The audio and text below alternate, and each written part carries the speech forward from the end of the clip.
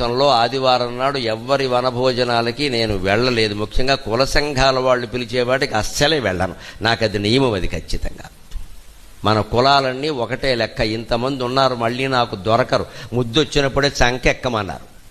కాబట్టి ఒక్క మాట చెబుతాను, గడప వరకే కులం, గడప దాటితే సమాజం. అది లెక్క. గడప లోపలే కులం. ఖచ్చితంగా ఎవరి కులం వారికి గొప్ప. అన్ని కులాలు మనకు గొప్పవే. ప్రతి కులాచారంలోనూ కొన్ని గొప్పతనాలు ఉన్నాయి. మన ఇంట్లో మన కులం ఆచారాలు మనమే చేసుకుంటాం. మన కులం వాళ్ళకే పిల్లనిచ్చుకుంటాం, ఏదో చేసుకుంటాం, పెళ్ళిళ్ళు చేసుకుంటాం, ఉపనయనాలు చేసుకుంటాం, బారసాలను చేసుకుంటాం, సీమంతం చేసుకుంటాం. అన్నీ మన కులాచారాల ప్రకారమే జరిపించుకుంటాం. మన బంధుమిత్రులను పిలుచుకుంటాం. తప్పేం లేదండి. ఎంత గడప లోపల. గడప దాటింది అంటే హిందూ సమాజం మరోటి ఉండడానికి వెళ్ళి.